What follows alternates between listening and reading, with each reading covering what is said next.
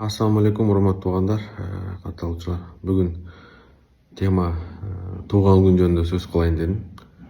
Кече менин тууган күнүм болду, бирок менин тууган күн тоспогон минимум 15 жыл болсо керек.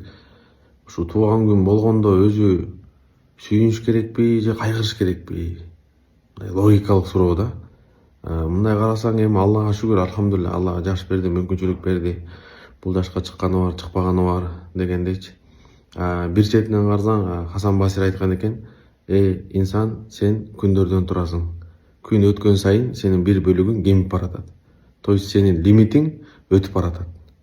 Пайгамбарыбыз айткан, менин үммөтүмдүн жашы, примерно там 60-70 жаштын тегереги болот деп. Ошол жаштын уже жартысын жашап салыптыр. 4-5 жылдан кийин 40-ка чыгат экенбиз. 40-ка чыкканга вообще желание жок. Мурун 40-тагы адамдар, 20 жылдык тоскон адамдар, 10 жылдык тоскон адамдар бизге чоң кишилер көрүнчү эле, ошол кишилердей эле болуп баратабыз да бизчи.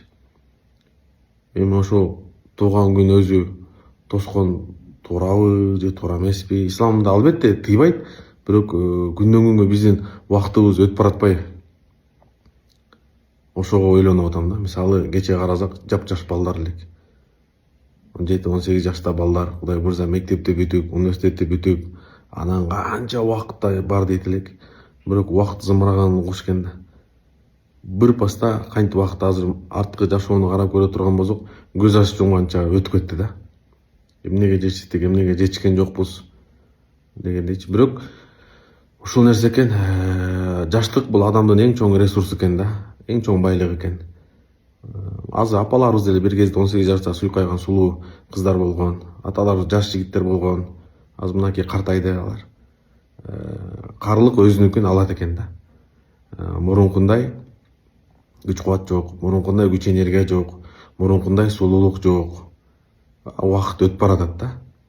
Жашоо 3 эле күн экен да. Кече, бүгүн, эртең. Кече күн кетти. Жаштык кылып, мастык кылып, кандай иштерди кылдык, анын тияк барганда көрөбүз. Эртеңки күн келеби, келбейби, аны дагы билбейбиз. Бир эң жакшы күн бүгүнкү күн да. Ар бир берилген күн адамга бул бир мүмкүнчүлүк экен да.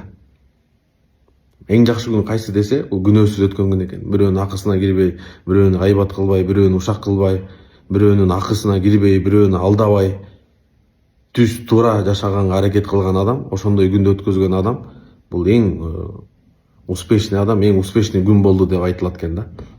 Бирок биздин күндөр кандай өтүп атат? Вот. Тууган күн боюнча ушу тоскон туурабы, туура эмеспи?